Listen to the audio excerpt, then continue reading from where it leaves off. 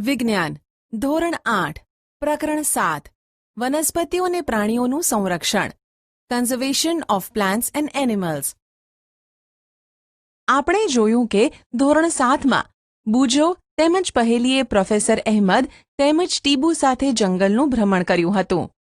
તે પોતાના સહઅધ્યાયીઓ સાથે તેમના અનુભવો વહેંચવા બહુ ઉત્સુક હતા. વર્ગના બીજા વિદ્યાર્થીઓ પણ પોતપોતાના અનુભવ બતાવવા અત્યંત ઉત્સુક હતા, કારણ કે તેમાંથી કેટલાક ભરતપુર અભયારણ્ય ભ્રમણ કરવા ગયા હતા, કેટલાકે કાઝીરંગા રાષ્ટ્રીય ઉદ્યાન, લોકચાઉ વાઇલ્ડ લાઇફ અભયારણ્ય તથા ગ્રેટ નિકોબાર બાયોસ્ફિયર રિઝર્વ વાઘ સંરક્ષિત વિસ્તાર વગેરે વિશે સાંભળ્યું હતું.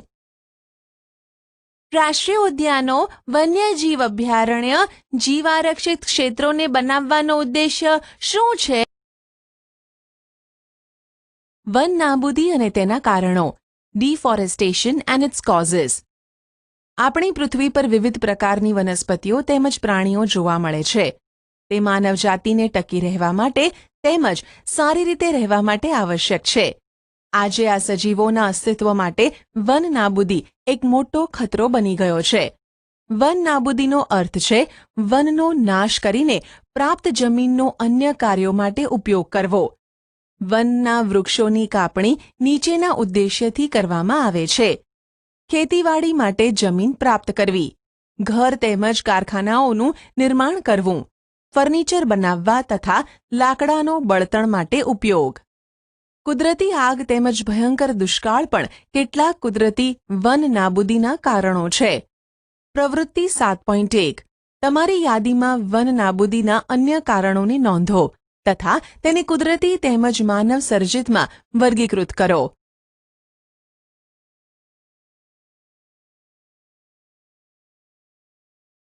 વન નાબૂદીના પરિણામો. Consequences of deforestation. પહેલી તેમજ બુજોએ વન નાબૂદીના કારણોના પરિણામોને યાદ કરવાનો પ્રયાસ કર્યો. તેમને યાદ છે કે વન નાબૂદીથી પૃથ્વી પર તાપમાન તેમજ પ્રદૂષણના સ્તરમાં વધારો થાય છે.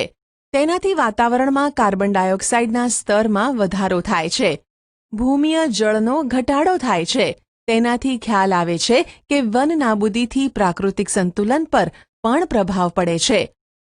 પ્રોફેસર અહેમદે તેમને બતાવ્યું કે જો વૃક્ષોની આ પ્રકારે કાપણી ચાલતી રહી તો વરસાદ તેમજ ભૂમિની ફળદ્રુપતામાં ઘટાડો થાય છે. તેનાથી વધુ પ્રમાણમાં પૂર તેમજ દુષ્કાળ જેવી કુદરતી આફતોની સંભાવના વધી જાય છે. વન નાબૂદીથી એક બાજુ વરસાદમાં ઘટાડો થાય છે તો બીજી બાજુ પૂર આવવું કઈ રીતે સંભવ છે? યાદ રાખો કે વનસ્પતિને પ્રકાશ સંશ્લેષણ માટે કાર્બન ડાયોક્સાઇડની જરૂર હોય છે. ઓછા વૃક્ષોનો અર્થ છે કે કાર્બન ડાયોક્સાઇડના ઉપયોગમાં ઘટાડો થવો, જેનાથી વાતાવરણમાં તેની માત્રા વધી જાય છે. કારણ કે કાર્બન ડાયોક્સાઇડ પૃથ્વી દ્વારા પરાવર્તિત ઉષ્મીય કિરણોને શોષી લે છે, એટલે તેની માત્રાના વધારાના પરિણામે ગ્લોબલ વોર્મિંગ થાય છે. પૃથ્વીના તાપમાનમાં વધારાથી જલચક્રનું સંતુલન બગડી જાય છે અને વરસાદમાં ઘટાડો થાય છે, જેના કારણે દુષ્કાળ એટલે કે ડ્રોટ્સ આવે છે. ભૂમિના ગુણધર્મોમાં પરિવર્તનનું મુખ્ય કારણ વન નાબૂદી છે. કોઈ પણ ક્ષેત્રમાં ભૂમિના ભૌતિક ગુણધર્મો પર વનસ્પતિ ઉછેર અને વૃક્ષોની અસર પડે છે. ધોરણ 7ને યાદ કરો કે વૃક્ષ કેવી રીતે જમીનના ધોવાણને અટકાવે છે. ભૂમિ પર વૃક્ષોની માત્રા ઘટવાના કારણે ભૂમિનું ધોવાણ વધે છે.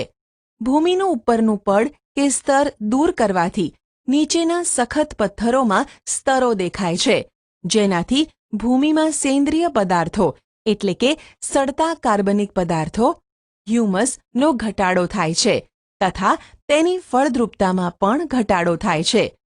ધીમે ધીમે ફળદ્રુપ ભૂમિ રણમાં ફેરવાઈ જાય છે, જેને રણ નિર્માણ એટલે કે ડેઝર્ટિફિકેશન કહે છે. વન નાબૂદીના કારણે ભૂમિની જળ સંગ્રહ ક્ષમતામાં પણ ઘટાડો થાય છે તથા ભૂમિની ઉપરના પડની મારફતે નીચેના સ્તરોમાં પાણી પ્રવેશવાની ક્રિયામાં અસર ઊભી થાય છે, જેના પરિણામ સ્વરૂપે પૂર આવે છે. ભૂમિના અન્ય ગુણધર્મો જેવા કે પોષક તત્વો, બંધારણ વગેરે પર વન નાબૂદીની અસર થાય છે. આપણે ધોરણ 7માં અભ્યાસ કર્યો કે વનમાંથી આપણને અનેક ઉત્પાદનો પ્રાપ્ત થાય છે. તે ઉત્પાદનોની યાદી બનાવો. જો આપણે વૃક્ષોને સતત કાપતા રહીશું તો શું આ ઉત્પાદનોની તંગીનો પણ સામનો કરવો પડશે? પ્રવૃત્તિ 7.2 કેવી રીતે વન નાબૂદીથી વન્ય પ્રાણીઓ પણ પ્રભાવિત થાય છે? આ કારણોની યાદી બનાવો અને પોતાના વર્ગમાં તેની ચર્ચા કરો.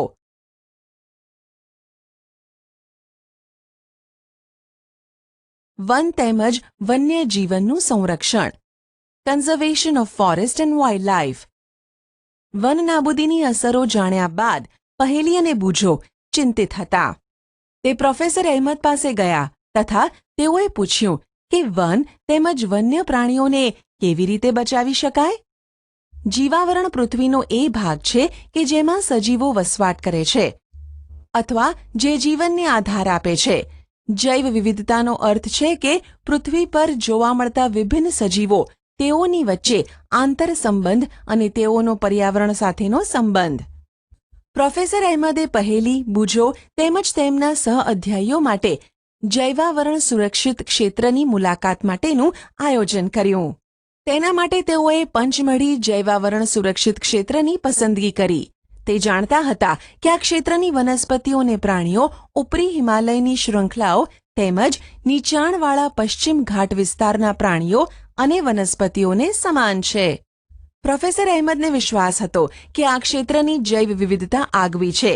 તેઓએ વન કર્મચારી શ્રી માધવજીને જૈવાવરણ સંરક્ષિત ક્ષેત્રમાં વિદ્યાર્થીઓનું માર્ગનિર્દેશન કરવાનો અનુરોધ કર્યો. તેઓએ જણાવ્યું કે જૈવિક મહત્વ ધરાવતા ક્ષેત્રનો સંરક્ષણ એટલે કે બચાવ એ આપણી રાષ્ટ્રીય પરંપરાનો એક ભાગ છે. માધવજીએ વિદ્યાર્થીઓને સમજાવ્યું કે આપણા વ્યક્તિગત પ્રયત્નો તેમજ સમાજના પ્રયત્નોથી વિશેષ સરકારી સંસ્થાઓ પણ વન તેમજ વન્ય પ્રાણીઓના રક્ષણ માટે કાર્યરત છે. સરકાર તેઓની સુરક્ષા અને સંરક્ષણ હેતુ માટે નિયમ, પદ્ધતિઓ અને યોજનાઓ બનાવે છે. વન્ય પ્રાણી અભયારણ્ય, રાષ્ટ્રીય ઉદ્યાન, જૈવાવરણ સુરક્ષિત ક્ષેત્ર વગેરે વનસ્પતિઓ અને પ્રાણીઓ માટે સંરક્ષિત તેમજ સુરક્ષિત ક્ષેત્ર છે. વનસ્પતિઓ અને પ્રાણીઓ અને તેમના નિવાસોની સંરક્ષણ માટે તેમને સુરક્ષિત ક્ષેત્ર જાહેર કરવામાં આવેલ છે, જેને અભયારણ્ય, રાષ્ટ્રીય ઉદ્યાન અને જૈવાવરણ આરક્ષિત વિસ્તાર કહીએ છીએ. વૃક્ષારોપણ, ખેતી, ચરવું, વૃક્ષોની કાપણી, શિકાર, ચામડું પ્રાપ્ત કરવા માટે શિકાર વગેરે આ ક્ષેત્રોમાં પ્રતિબંધ હોય છે. અભયારણ્ય એવો વિસ્તાર જ્યાં પ્રાણીઓ તેમજ તેના નિવાસ કોઈ પણ પ્રકારના ખલેલથી સુરક્ષિત હોય છે. રાષ્ટ્રીય ઉદ્યાન વન્ય પ્રાણીઓ માટે આરક્ષિત ક્ષેત્ર જ્યાં તે સ્વતંત્ર રૂપે નિવાસ તેમજ પ્રાકૃતિક સંસાધનોનો ઉપયોગ કરી શકે. જૈવાવરણ આરક્ષિત વિસ્તાર વન્ય સજીવો, વનસ્પતિઓ તેમજ પ્રાણીઓ અને તે વિસ્તારના આદિવાસીઓનો પારંપરિક રીતે જીવન પર્યાય હેતુ માટે વિશાળ સુરક્ષિત વિસ્તાર એટલે કે ક્ષેત્ર. પ્રવૃત્તિ 7.3 તમારા જિલ્લા, રાજ્ય તેમજ દેશના રાષ્ટ્રીય ઉદ્યાનો, વન્ય પ્રાણી અભયારણ્યો તેમજ જૈવાવરણ સુરક્ષિત પ્રદેશોની સંખ્યા શોધો તથા કોષ્ટક 7.1ની પૂર્તતા કરો. આ ક્ષેત્રો તમારા રાજ્ય તેમજ ભારતના રેખાચિત્રમાં દર્શાવો. કોષ્ટક 7.1 સંરક્ષણ માટે સુરક્ષિત વિસ્તાર. સંરક્ષિત વિસ્તાર: રાષ્ટ્રીય ઉદ્યાન, વન્ય પ્રાણી અભયારણ્ય, જૈવાવરણ આરક્ષિત વિસ્તાર. મારા જિલ્લામાં, મારા રાજ્યમાં, મારા દેશમાં. જૈવ આરક્ષણ વિસ્તાર બાયોસ્ફિયર રિઝર્વ. પ્રોફેસર અહેમદ તેમજ માધવજીની સાથે વિદ્યાર્થીઓએ જૈવ આરક્ષણ વિસ્તારમાં પ્રવેશ કર્યો. માધવજીએ સમજાવ્યું કે જૈવ વિસ્તારના રક્ષણ માટે જૈવ આરક્ષણ વિસ્તાર બનાવવામાં આવ્યા છે. જેમ કે તમે જાણો છો કે જૈવ વિવિધતા એટલે કોઈપણ ક્ષેત્રમાં જોવા મળતી બધી વનસ્પતિઓ, પ્રાણીઓ અને સૂક્ષ્મજીવોની વિભિન્ન પ્રજાતિઓ. કોઈપણ ક્ષેત્રનો જૈવ આરક્ષિત વિસ્તાર તે ક્ષેત્રની જૈવ વિવિધતા તેમજ સંસ્કૃતિને જાળવી રાખવામાં સહાયક હોય છે. કોઈ પણ જૈવાવરણ આરક્ષિત વિસ્તારની અંતર્ગત અન્ય સુરક્ષિત વિસ્તાર પણ હોઈ શકે છે. પંચમઢી જૈવાવરણ આરક્ષિત વિસ્તારમાં સાતપુડા નામનો એક રાષ્ટ્રીય ઉદ્યાન તથા બોરી તેમજ પંચમઢી નામના 2 વન્ય પ્રાણી અભયારણ્ય આવ્યા છે. પ્રવૃત્તિ 7.4 તમારા પોતાના વિસ્તારમાં જૈવ વિવિધતાનો નાશ કરનારા કારણોની યાદી તૈયાર કરો. તેમાંથી કેટલીક પ્રવૃત્તિઓ અજાણે જ જૈવ વિવિધતામાં ખલેલ પહોંચાડે છે. મનુષ્ય દ્વારા થતી આવી પ્રવૃત્તિઓની યાદી બનાવો. તેને કેવી રીતે અટકાવી શકાય? તમારા વર્ગમાં તેની ચર્ચા કરો તથા તેનો સંક્ષિપ્તમાં અહેવાલ તમારી નોટબુકમાં નોંધો.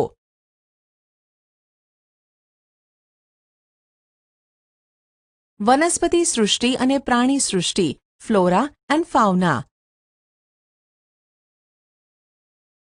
ની લીલોતરીની પ્રશંસા કરી. તેઓ ઊંચા સાગના વૃક્ષો તેમજ વન્ય પ્રાણીઓને જોઈને ખુશ થયા. પહેલીએ અચાનક એક સસલું જોયું અને તેને પકડવાનો પ્રયાસ કર્યો. તે તેની પાછળ દોડી. પ્રોફેસર અહેમદે તેને અટકાવીને સમજાવી કે પ્રાણીઓ પોતાના નિવાસસ્થાનમાં ખુશ રહે છે. આપણે તેને પરેશાન કરવા જોઈએ નહીં. માધવજીએ સમજાવ્યું કે કેટલાક પ્રાણીઓ તેમજ વનસ્પતિઓ કોઈ વિશિષ્ટ વિસ્તારમાં જોવા મળે છે. આવા વિશિષ્ટ વિસ્તારમાં જોવા મળતી વનસ્પતિઓને તે વિસ્તારની વનસ્પતિ સૃષ્ટિ એટલે કે ફ્લોરા અને પ્રાણીઓને પ્રાણી સૃષ્ટિ એટલે કે ફૌના કહેવાય છે. સાલ, સાગ, આંબો, જાંબુ, હંસરાજ, અર્જુન વગેરે વનસ્પતિ સૃષ્ટિ છે તથા ચિંકારા, નીલગાય, બાર્કિંગ ડિયર, ભસતું હરણ, ચિત્તલ, દીપડો, જંગલી કૂતરો, વરુ વગેરે પંચમઢી આરક્ષિત વિસ્તારની પ્રાણી સૃષ્ટિ છે. પ્રવૃત્તિ 7.5 તમારા આસપાસના વિસ્તારમાં આવેલ વનસ્પતિ સૃષ્ટિ અને પ્રાણી સૃષ્ટિ ઓળખવાનો પ્રયાસ કરો તથા તેની યાદી બનાવો. સ્થાનિક જાતિઓ એન્ડેમિક સ્પીશીઝ. બાળકો ઝડપથી શાંતિપૂર્વક ગાઢ જંગલમાં પ્રવેશ્યા. બાળકો એક વિશાળ ખિસકોલીને જોઈને આશ્ચર્યચકિત થઈ ગયા. આ ખિસકોલીની પૂંછડી મોટી પીંછાકાર છે. તેઓ તેના વિશે જાણવા ખૂબ જ ઉત્સુક છે. માધવજીએ જણાવ્યું કે તેને વિશાળ ખિસકોલી કહે છે અને તે આ વિસ્તારની સ્થાનિક જાતિ છે. વનસ્પતિઓ અને પ્રાણીઓની એવી જાતિઓ કે જે કોઈ એક જ ક્ષેત્રમાં વિશિષ્ટ રૂપે જોવા મળે તેને સ્થાનિક જાતિ કહે છે. તે કોઈ અન્ય વિસ્તારમાં પ્રાકૃતિક રૂપે જોવા મળતી નથી. કોઈ વિશિષ્ટ પ્રકારની વનસ્પતિઓ તેમજ પ્રાણીઓ કોઈ વિસ્તાર, રાજ્ય તથા દેશની સ્થાનિક જાતિ હોઈ શકે છે. માધવજીએ પંચમઢી જૈવાવરણ આરક્ષિત ક્ષેત્રમાં આવેલ સાલ અને જંગલી આંબાના ઝાડને બતાવીને સ્થાનિક વનસ્પતિઓનું ઉદાહરણ આપ્યું. બાયસન, જંગલી બળદ, ભારતીય વિશાળ ખિસકોલી અને ઉડતી ખિસકોલી આ વિસ્તારના સ્થાનિક પ્રાણીઓ છે. મેં સાંભળ્યું છે કે કેટલીક સ્થાનિક જાતિઓ લુપ્ત થઈ શકે છે. શું તે સાચું છે? પ્રોફેસર અહેમદે જણાવ્યું કે તેમના નિવાસ એટલે કે રહેઠાણનો નાશ થવાથી અને વસ્તી વધારાથી અને ત્યાં નવી જાતિઓને લાવવાથી સ્થાનિક જાતિના કુદરતી નિવાસ અને તેમના અસ્તિત્વને પણ જોખમ થઈ શકે છે. જાતિ એટલે કે સ્પીશીઝ એ સજીવોની વસ્તીનો એવો સમૂહ છે કે જે એકબીજા સાથે આંતરપ્રજનન કરવા માટે સક્ષમ હોય છે. તેનો અર્થ એ છે કે એક જાતિના સભ્યો અન્ય જાતિઓ સિવાય માત્ર પોતાની જાતિના સભ્યો સાથે જ પ્રજનનક્ષમ સંતતિનું નિર્માણ કરી શકે છે. એક જ જાતિના સભ્યો સામાન્ય લક્ષણો ધરાવે છે. પ્રવૃત્તિ 7.6 તમે જે વિસ્તારમાં વસવાટ કરો છો તે વિસ્તારની સ્થાનિક વનસ્પતિઓ અને પ્રાણીઓની જાણકારી મેળવો.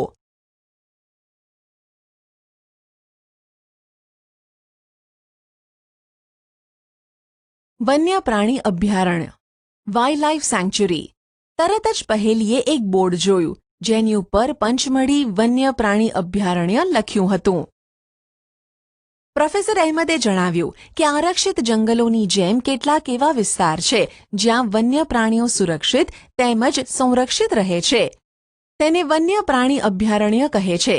માધવજી આગળ જણાવે છે કે અભયારણ્ય એ જગ્યા છે જ્યાં પ્રાણીઓનો શિકાર કરવો અથવા તેને પકડવા એટલે કે કેદ માટે સંપૂર્ણ પ્રતિબંધ હોય છે. કેટલાક મહત્વપૂર્ણ સંકટમાં મુકાયેલા જંગલી પ્રાણીઓ જેવા કે કાળું હરણ, શ્વેત આંખોવાળું હરણ, હાથી, સોનેરી બિલાડી, ગુલાબી શીર્ષવાળું બતક, ઘડિયાળ, કાદવમાં રહેતો મગર, અજગર, ગેંડા વગેરે આપણા વન્ય પ્રાણી અભયારણ્યોમાં સુરક્ષિત તેમજ સંરક્ષિત છે. ભારતીય અભયારણ્યોમાં આગવા વિસ્તારો, મોટા સપાટ જંગલો, પહાડી જંગલો તથા મોટી નદીઓના મુખ ત્રિકોણ પ્રદેશની ઝાડીવાળી જમીન અથવા ઝાડીઓ છે. એ અફસોસની વાત છે કે સંરક્ષિત જંગલો પણ વન્ય પ્રાણીઓ માટે સુરક્ષિત નથી, કારણ કે તેની આસપાસના ક્ષેત્રમાં રહેવાવાળા લોકો તેનો અતિ ઉપયોગ કરીને નષ્ટ કરી દે છે. બાળકોને તેમની પ્રાણી સંગ્રહાલયની મુલાકાત યાદ કરાવવામાં આવે છે. તેઓ યાદ કરે છે કે પ્રાણી સંગ્રહાલય પણ એવું સ્થાન છે કે જ્યાં પ્રાણીઓને રક્ષણ મળે છે.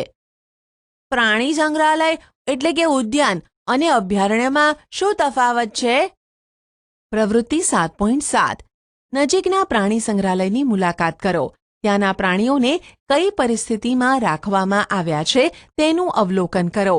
તે પ્રાણીઓના જીવન માટે યોગ્ય છે? શું પ્રાણીઓ કુદરતી નિવાસસ્થાન કરતાં કૃત્રિમ નિવાસસ્થાનમાં રહી શકે છે? તમારા મત મુજબ પ્રાણીઓ તેના કુદરતી નિવાસસ્થાનમાં આરામથી વસવાટ કરી શકે છે કે પ્રાણી ઉદ્યાનમાં? રાષ્ટ્રીય ઉદ્યાન, નેશનલ પાર્ક. રોડની સાઇડ પર એક બોર્ડ લગાવેલું હતું, જેના પર લખ્યું હતું કે સાતપુડા રાષ્ટ્રીય ઉદ્યાન. બાળકો હવે ત્યાં જવા માટે ઉત્સુક હતા. માધવજીએ તેમને જણાવ્યું કે આ વિશાળ આરક્ષિત ક્ષેત્ર છે તથા પર્યાવરણના સંપૂર્ણ નિવસન તંત્રનું સંરક્ષણ કરવા માટે પર્યાપ્ત છે. તેને રાષ્ટ્રીય ઉદ્યાન કહે છે. તે વનસ્પતિ જાત, પ્રાણી જાત, ભૂમિ વિસ્તાર તથા ઐતિહાસિક વસ્તુઓનું સંરક્ષણ કરે છે. સાતપુડા રાષ્ટ્રીય ઉદ્યાન ભારતનું પ્રથમ આરક્ષિત જંગલ છે. આ જંગલમાં ઉચ્ચ પ્રકારના સાગ જોવા મળે છે. સાતપુડા રાષ્ટ્રીય ઉદ્યાનમાં ખડકોના આશ્રય એટલે કે ગુફાઓ પણ આવેલ છે. ત્યાં જંગલોમાં મનુષ્યની ગતિવિધિઓની પ્રાગૈતિહાસિક સાબિતી છે. તે આપણને આદિમાનવના જીવન વિશે ખ્યાલ આપે છે. પથ્થરોની આ ગુફાઓમાં ચિત્રકામ પણ જોવા મળે છે. પંચમઢી જૈવાવરણ સુરક્ષિત વિસ્તારમાં 55 ગુફાઓની ઓળખ થઈ ચૂકી છે. આ કલાકૃતિઓમાં પ્રાણીઓ તેમજ મનુષ્ય લડતા, શિકાર કરતા, નૃત્ય તેમજ વાદ્યયંત્રો વગાડતા દર્શાવવામાં આવ્યા છે. આજે પણ અનેક આદિવાસી જંગલમાં રહે છે. બાળકો જેવા આગળ વધ્યા તેઓને એક બોર્ડ જોવા મળ્યું, જેના પર લખેલું હતું સાતપુડા વાઘ આરક્ષિત વિસ્તાર. માધવજી જણાવે છે કે આપણી સરકારે વાઘના સંરક્ષણ માટે પ્રોજેક્ટ ટાઈગર અમલમાં મૂક્યો છે. આ પ્રોજેક્ટનો ઉદ્દેશ આપણા દેશમાં વાઘના જીવન અને વાઘની વસ્તીની જાળવણી કરવાનો છે. શું આ જંગલમાં હજુ પણ વાઘ જોવા મળે છે? મને આશા છે કે હું વાઘ જોઈ શકીશ. વાઘ એ એવી જાતિઓમાંથી એક છે કે જે ધીરે ધીરે જંગલોમાંથી નાશ પામી રહી છે, પરંતુ સાતપુડા આરક્ષિત ક્ષેત્રમાં વાઘોની સંખ્યામાં વધારો થઈ રહ્યો છે. એટલે કે તે સંરક્ષણનું આગવું ઉદાહરણ છે. કોઈક સમયે સિંહ, હાથી, જંગલી ભેંસ તથા સાબર પણ સાતપુડા રાષ્ટ્રીય ઉદ્યાનમાં જોવા મળતા હતા. એવા પ્રાણીઓ કે જેની સંખ્યા એક નિર્ધારિત સીમાથી ઓછી થઈ જાય છે અને તે લુપ્ત થઈ શકે છે, તેવા પ્રાણીઓને નાશપ્રાય જાતિ કહે છે. બુજોએ ડાયનોસરના વિષયમાં યાદ દેવડાવ્યું કે જે લાખો વર્ષો પૂર્વે લુપ્ત થઈ ગયા. કેટલાક સજીવોના કુદરતી નિવાસમાં ખલેલ ઊભી થવાથી તેના અસ્તિત્વ માટે ખતરો ઊભો થાય છે. શું માત્ર મોટા પ્રાણીઓને જ લુપ્ત થવાનો ખતરો છે? માધવજીએ પહેલીને જણાવ્યું કે નાના પ્રાણીઓને મોટા પ્રાણીઓ કરતાં લુપ્ત થવાનો ભય ઘણો વધારે હોય છે. ક્યારેક આપણે સાપ, દેડકા, ગરોળી, ચામાચીડિયા અને ઘુવડને નિર્દયતાથી મારી નાખીએ છીએ અને નિવસન તંત્રમાં તેમના મહત્વ વિશે વિચારતા પણ નથી. તેઓને મારીને આપણે આપણી જાતને નુકસાન પહોંચાડીએ છીએ. ભલે તે કદમાં નાના હોય, પરંતુ નિવસન તંત્રમાં તેઓના યોગદાનને નજરઅંદાજ ન કરી શકાય. તે આહાર જાળ અને આહાર શૃંખલાનો ભાગ છે, જેના વિશે તમે ધોરણ 7માં અભ્યાસ કરી ચૂક્યા છો. કોઈપણ વિસ્તારની બધી વનસ્પતિઓ, પ્રાણીઓ તેમજ સૂક્ષ્મજીવ અને અજૈવ ઘટકો જેવા કે વાતાવરણ, ભૂમિ, નદીના મુખ ત્રિકોણ પ્રદેશ વગેરે સંયુક્ત સ્વરૂપે નિવસન તંત્રનું નિર્માણ કરે છે. મને આશ્ચર્ય થાય છે કે આ બધી નાશપ્રાય જાતિઓનો કોઈ રેકોર્ડ હશે પણ ખરો કે નહીં. Red data book. Professor Ahmed બાળકોને રેડ ડેટા બુક વિશે સમજાવે છે. તે જણાવે છે કે રેડ ડેટા બુક એ એવું પુસ્તક છે જેમાં બધી નાશપ્રાય જાતિઓનો રેકોર્ડ રાખવામાં આવે છે. વનસ્પતિઓ, પ્રાણીઓ અને અન્ય જાતિઓ માટે અલગ અલગ રેડ ડેટા બુક હોય છે. રેડ ડેટા બુક વિશે વધારે જાણકારી તમે કમ્પ્યુટર પર www.envis/primates/page1022htm/new/nwdc/plants.htm દ્વારા પ્રાપ્ત કરી શકો છો. સ્થળાંતર માઇગ્રેશન. માધવજીના માર્ગદર્શન હેઠળ ભ્રમણ કરતું જૂથ ગાઢ જંગલમાં પ્રવેશ્યું. તેઓ તવા સરોવર નજીક થોડા સમય માટે આરામ કરવા બેઠા. પહેલીએ નદીની નજીક કેટલાક પક્ષીઓ જોયા. માધવજી જણાવે છે કે તે સ્થળાંતરણ કરનારા પક્ષીઓ છે. તે પક્ષી દુનિયાના અન્ય વિસ્તારમાંથી ઉડીને અહીં આવ્યા છે. વાતાવરણીય બદલાવના કારણે સ્થળાંતરણ કરનારા પક્ષીઓ એટલે કે પ્રવાસી પક્ષીઓ પ્રત્યેક વર્ષે દૂર દૂરના વિસ્તારોમાંથી એક ચોક્કસ સમયે ઉડીને આવે છે. તે અહીં ઈંડા મૂકવા માટે આવે છે કારણ કે અતિશય ઠંડી હોવાને લીધે તેમના મૂળ નિવાસ સ્થાન તે સમયે રહેવા માટે યોગ્ય હોતા નથી. એવા પક્ષીઓ જે ઉડીને દૂરના અંતરની લાંબી યાત્રા કરે છે તેને સ્થળાંતરિત પક્ષીઓ અથવા પ્રવાસી પક્ષીઓ કહે છે. જેમ કે પહેલીએ તેના વિશે ધોરણ 7માં પણ અભ્યાસ કરેલ. કાગળનું રિસાયકલિંગ ઓફ પેપર. પ્રોફેસર અહેમદે બાળકોનું ધ્યાન વન નાબૂદીના એક અન્ય કારણ તરફ દોર્યું. તે તેઓને જણાવે છે કે 1 ટન કાગળ પ્રાપ્ત કરવા માટે પૂર્ણ વિકસિત 17 વૃક્ષોને કાપવામાં આવે છે. આથી આપણે કાગળની બચત કરવી જોઈએ. પ્રોફેસર અહેમદે પણ બતાવે છે કે ઉપયોગ માટે કાગળને 5 થી 7 વખત રિસાયકલ કરી શકાય છે. જો કોઈ વિદ્યાર્થી એક દિવસમાં માત્ર એક જ કાગળની બચત કરે તો આપણે 1 વર્ષમાં અનેક વૃક્ષોને બચાવી શકીએ. આપણે કાગળનો બચાવ કરવો જોઈએ. તેનો પુનઃ ઉપયોગ તેમજ રિસાયકલ કરવું જોઈએ. તેની મદદથી આપણે માત્ર વૃક્ષોને જ બચાવીશું એવું નથી, પરંતુ કાગળ ઉત્પાદનના ઉપયોગમાં લેવાતા પાણી તેમજ ઊર્જાની પણ બચત કરી શકીશું. તેની સાથે સાથે કાગળ ઉત્પાદનના ઉપયોગમાં લેવાતા હાનિકારક રસાયણોમાં પણ ઘટાડો થશે. જો આપણી પાસે લાકડું હોત જ નહીં તો શું થાત?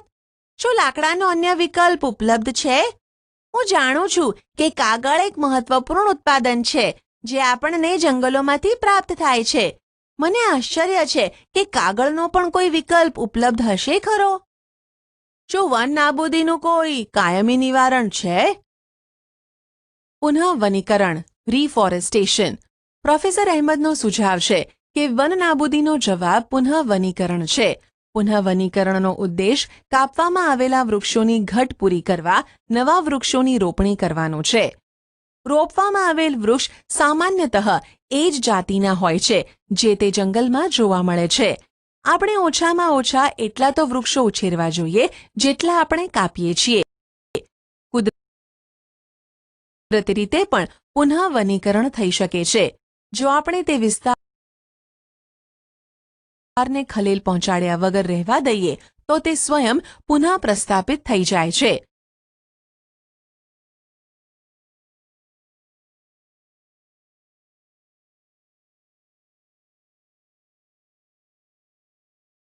કુદરતી વનીકરણમાં માનવની કોઈ ભૂમિકા નથી.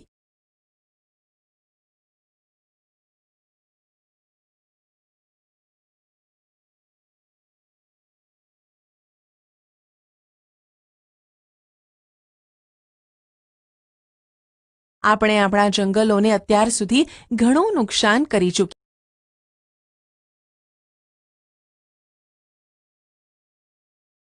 છીએ. જો આપણે આપણી આવનારી પેઢી માટે હરિયાળી સંપત્તિ બનાવી રાખવી હશે તો વધારેમાં વધારે વૃક્ષારોપણ જ એકમાત્ર વિકલ્પ છે.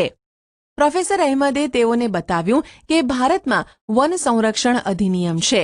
આ અધિનિયમનો હેતુ પ્રાકૃતિક વનોની જાળવણી અને સંરક્ષણ કરવાનો છે. સાથે સાથે એવો ઉપાય પણ કરવાનો છે જેનાથી જંગલોમાં અને તેની નજીક એટલે કે આસપાસ રહેવાવાળા લોકોની આધારભૂત જરૂરિયાતોની પૂર્તતા થઈ શકે. થોડાક સમય આરામ કર્યા પછી માધવજીએ બાળકોને પાછા ફરવાનું કહ્યું, કારણ કે સૂર્યાસ્ત પછી જંગલમાં રોકાવું યોગ્ય નથી. પાછા આવ્યા પછી પ્રોફેસર અહેમદ તેમજ બાળકોએ આ ઉલ્લાસપૂર્વકના અનુભવ બદલ માધવજીનો આભાર વ્યક્ત કર્યો. પારિભાષિક શબ્દો: જૈવ વિવિધતા, બાયોડાયવર્સિટી, જૈવાવરણ આરક્ષિત પ્રદેશ, બાયોસ્ફિયર રિઝર્વ, વન નાબૂદી ડિફોરેસ્ટેશન, રણ નિર્માણ, ડેઝર્ટિફિકેશન, નિવસન તંત્ર, ઇકોસિસ્ટમ, નાશપ્રાય જાતિ, એન્ડેન્જર્ડ સ્પીશીઝ, સ્થાનિક જાતિ, એન્ડેમિક સ્પીશીઝ, લુપ્ત, એક્સટિંક્ટ, પ્રાણી સૃષ્ટિ, ફૌના, વનસ્પતિ સૃષ્ટિ, ફ્લોરા, પ્રવાસી પક્ષીઓ, માઇગ્રેટરી બર્ડ્સ, રાષ્ટ્રીય ઉદ્યાન, national park, red data book, પુનઃવનીકરણ, રિફોરેસ્ટેશન, અભયારણ્ય, સેન્ચ્યુરી.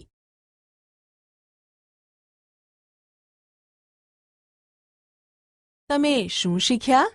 વન્ય પ્રાણી અભયારણ્ય, રાષ્ટ્રીય ઉદ્યાન તેમજ જૈવાવરણ આરક્ષિત વિસ્તાર આ એવા નામ છે કે જે વન તેમજ વન્ય પ્રાણીઓના સંરક્ષણ તેમજ જાળવણી માટે બનેલા છે. જૈવ વિવિધતાનો અર્થ છે કે કોઈ પણ વિશિષ્ટ ક્ષેત્રમાં જોવા મળતા સજીવોની વિવિધ જાતિ. કોઈ પણ વિસ્તારની બધી વનસ્પતિઓ તેમજ પ્રાણીઓ તે વિસ્તારની વનસ્પતિ સૃષ્ટિ અને પ્રાણી સૃષ્ટિથી ઓળખાય છે. સ્થાનિક જાતિ કોઈ વિશિષ્ટ વિસ્તારમાં જ જોવા મળે છે. નાશપ્રાય એ જાતિઓ છે કે જેના લુપ્ત થવાની સંભાવના રહેલી છે. રેડ ડેટા બુક નાશપ્રાય જાતિનો રેકોર્ડ રાખે છે. સ્થળાંતરણ એ સ્થિતિ છે જેમાં કોઈ જાતિનું પોતાના નિવાસસ્થાનેથી બીજા નિવાસસ્થાને દરેક વર્ષે ચોક્કસ સમયે વિશેષ રૂપે પ્રજનન માટે સ્થળાંતરણ થવું. આપણે વૃક્ષો, ઉર્જા અને પાણીની બચત કરવા માટે કાગળની બચત, તેનો પુનઃ ઉપયોગ અને તેનું રિસાયકલ કરવું જોઈએ. પુનઃવનીકરણ એટલે નાશ પામેલ જંગલોની પુનઃસ્થાપના માટે નવા વૃક્ષોની રોપણી કરવી. આપેલા વિકલ્પોમાંથી સાચો વિકલ્પ પસંદ કરી સબમિટ બટન પર ક્લિક કરો. નીચેનામાંથી કયું વનમાંથી પ્રાપ્ત થતું એક ઉત્પાદન નથી? આશા છે કે તમને આ ઈ લર્નિંગ મોડ્યુલમાં મજા આવી હશે. આભાર.